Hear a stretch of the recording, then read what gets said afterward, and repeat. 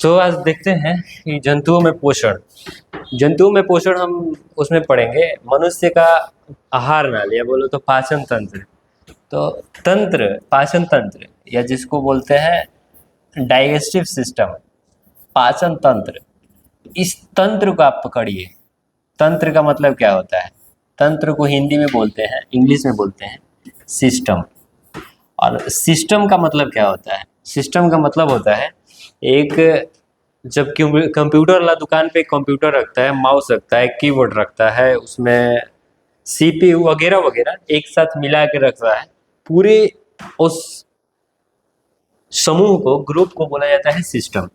ठीक इसी प्रकार मनुष्य के शरीर में या मानव के किसी भी जीव जंतु के शरीर में भोजन को पचाने के लिए एक ग्रुप काम करता है, पूरा ग्रुप काम करेगा, तो उसी को बोला जाता है पाचन तंत्र। तो तंत्र का मतलब होता है सिस्टम, और सिस्टम का मतलब होता है एक साथ बहुत सारे अंग अर्गन काम करेंगे। इसमें हम फिलहाल समझेंगे, एक ट्रिक से बनाएंगे हम पाचन तंत्र। ये भी बड़ा फेवरेट बिहार बोर्ड का क्वेश्चन है कि 5 नंबर का सीधे पूछ देता है कि मानव पाचन तंत्र का स्वच्छ व नामांकित चित्र बनाइए। तो देखिए और हमारे साथ आप भी बनाइए। बहुत आसान ट्रिक है। इसमें 9 पॉइंट डट दीजिए, यहाँ पे 9 डट आप डट दीजिए और इस डट के माध्यम से आप पाचन तंत्र को बना लीजिए। देखिए ये हम बनाए डट, 9 डट बनाए, 9 डट के आधार पे हम बनाएंगे पाचन तंत्र। तो आप देखिए 9 डॉट बनाए, इसमें जो ऊपर वाला में सबसे बीच वाला बिंदु है उसको सेकंड वाला बिंदु से मिला दीजिए। मिला देने के बाद उसके साइड से एक और बिंदु खींचिए आप लाइन, और उस लाइन के बाद इसको ऐसे खींच दीजिए और फिर इसको आगे इसमें ला के सटा दीजिए। तो इसको, ये हमारे शरीर के अंदर होता है, तो इसको बोला जाता है अमाशय। अमाशय बोलो या इसी को अस्टमक बोला जाता है, पेट कहो, पेट। और इसके बाद हमें संरचना देखने को मिलता है कि इसी के ऊपर या इसी से सटा हुआ हमें मिलता है बड़ी आंत। तो बड़ी आंत बनाने का प्रयास कर रहे हैं, बन भी रहा है, साथ साथ बनाइए, क्योंकि इसमें कुछ बहुत बड़ी बात नहीं है।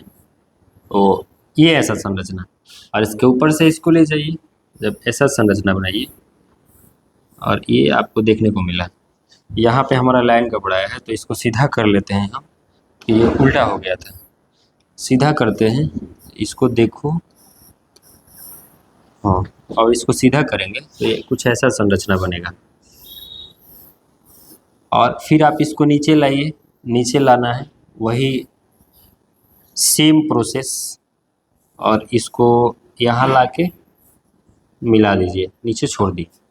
और उसके बाद यहाँ से, तो शरीर का अंग है तो इसको कोई मतलब नहीं है, इसको भी ऊपर लेते जाइए। और इसके बाद हम देखते हैं कि यहाँ पे लीवर जैसा संरचना हमें मिलता है, यहाँ पे हमें लीवर पाया जाता है। दूसरा कलर से बनाते हैं लीवर, यहाँ लीवर पाया जाता है, लीवर यहाँ तक फैला होता है, ये आपका लीवर हुआ। और लीवर में हमें एक संरचना मिलता है जिसको बोला जाता है पीत्त की थैली या गॉल ब्लैडर। इसको बोलो पीत्त की थैली, पीत्त की थैली या गॉल ब्लैडर। इसमें स्टोन भी बन जाता है किसी किसी व्यक्ति के शरीर में। और इसको जब आगे बढ़ाएंगे तो ये तो बड़ी आंत हो गई, लार्ज इंटेस्टाइन, बड़ी आंत, बड़ी आंत। और जो एस्टोमक आगे चलता है, तो एस्टोमक वाला पहले संरचना ही हम बना लेते हैं। ये आगे चलता है तो कुछ ऐसा संरचना इससे बनता है, और फिर इसमें आके जुड़ जाता है बड़ी आंत में। तो यहाँ से कुछ ऐसा संरचना बनेगा और ये आके जुड़ जाएगा बड़ी आंत में। तो बड़ी आंत में जुड़ जाएगा, तो इस जोड़ को क्या बोलते हैं, या आके यहाँ जुड़ गया। तो इसमें क्या क्या होता है, प्रोसेस क्या क्या होता है, उसको समझते रहेंगे। और यहाँ पे जुड़ गया, तो इसका नाम लिख लेते हैं। ये आपका हो गया छोटी आंत। छोटी आंत, छोटी आंत को भी डिवीजन करेंगे तो 3 पार्ट में बांटा गया है। आपके शादी में डीजे आई, शादी में डीजे आई, डी जे आई, ये बोलते हैं डेडूनम, डेडूनम। जे से बोलते हैं जेजुनम, जेजुनम। और आई से बोलते हैं इलियम, ये आपका छोटी आंत का भाग हुआ, 3 भाग।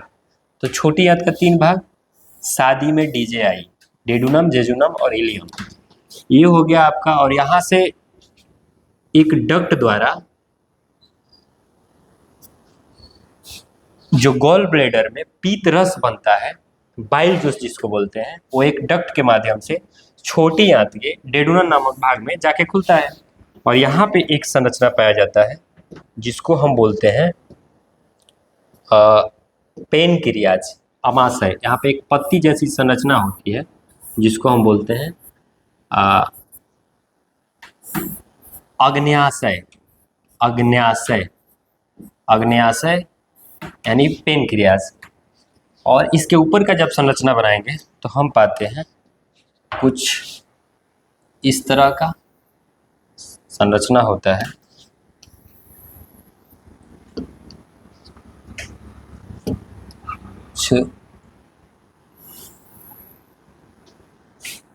ऐसा संरचना हमें तो इसके ऊपर का जब संरचना बनाएंगे तो हमें कुछ ऐसा संरचना मिलता है, सब देखने को मिलेगा। तो इसको आगे आप बढ़ाइएगा तो ये मनुष्य का नाक बनेगा और इसके माउथ, और इसके बाद ऐसा संरचना आएगा। तो ये आपका हो गया शरीर का अंग। यहाँ से जाइए और यहाँ से मुख से एक पाइप आता है और यहीं से श्वास नालिका भी आती है। श्वास नालिका का एक पाइप यहाँ से क्रॉस करती है। तो यहाँ पे श्वास नालिका और जो हमारा मुख होता है, ये दोनों का यहाँ पे कॉमन क्षेत्र होता है। कॉमन क्षेत्र मतलब उभयनिष्ठ बोलते हैं, यहाँ से हवा भी जाता है और यहाँ से भोजन भी जाता है। तो यहीं पे एपिग्लोटिक्स नामक संरचना होती है और इस कॉमन क्षेत्र का नाम रखते हैं हम लोग गरसनी। इस कॉमन क्षेत्र का नाम हम लोग रखते हैं गरसनी, गरसनी। और इसके बाद जो भोजन का पाइप होता है इसको बोलते हैं हम लोग ग्रास नली, ग्रास नली।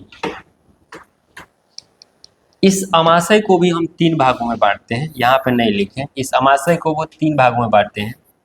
कार्डियक, इसमें से पहला पार्ट होता है कार्डियक, दूसरा पार्ट होता है फुंडिक और तीसरा पार्ट होता है pyloric, pyloric.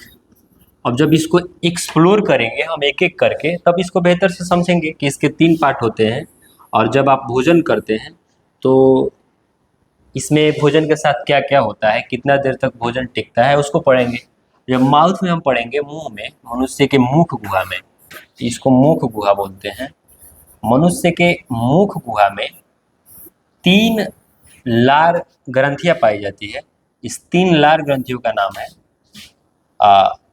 Submandibular, submandibular, submandibular. एक होता है सबलिंगुअल, सबलिंगुअल, और एक होता है पैरोटिड। ये 3 लार ग्रंथियां मनुष्य के शरीर में मुख गुहा में पाई जाती है। सारी ग्रंथियों का अलग अलग काम होता है। इसके बाद हम पढ़ते हैं कि इस जोड़ को क्या बोला जाता है, जहाँ पे छोटी आंत बड़ी आंत से आकर मिलती है, इस जोड़ को हम लोग बोलते हैं इस जोड़ को बोला जाता है सीकम, सीकम। और ये छोटी आंत के नीचे जो छोटी सी संरचना होता है इसको बोला गया है अपेंडिक्स, अपेंडिक्स, जो मनुष्य के शरीर में एक अवशेषी अंग बन चुका है। जिस समय मनुष्य घास भूसा खाता था उस समय अपेंडिक्स का काम था, वर्तमान में एक अवशेषी अंग बन गया है, इसका कोई काम नहीं है। इसमें कभी कभी बहुत ज़्यादा बढ़ जाता है या फाटने का डर रहता है, जिसके चलते इंसान के शरीर में पॉइजन हो जाता है या बहुत तेज़ दर्द होता है। और ये जो हमें संरचना यहाँ पर देखने को मिलता है, इस संरचना को बोला गया है, ये है मल द्वार या एनस, इसको बोलिए मल द्वार, मल द्वार। और इसके ऊपर जो होता है संरचना इसको बोलते हैं रेक्टम, रेक्टम। यहाँ पे आकर मल इकट्ठा होता है, जो उत्सर्जित पदार्थ है हमारे शरीर का इकट्ठा होता है। और रुक रुक के या एक समय पर मल द्वार के माध्यम से निकलता है। मल द्वार बोलिए, इसको गुदा द्वार भी बोला जाता है। बहुत यहाँ पे ज्यादा मात्रा में तैलीय भोजन लगातार खाने की वजह से छोटे छोटे दाने हो जाते हैं, जिसको पाइल्स बोला जाता है। Piles, piles.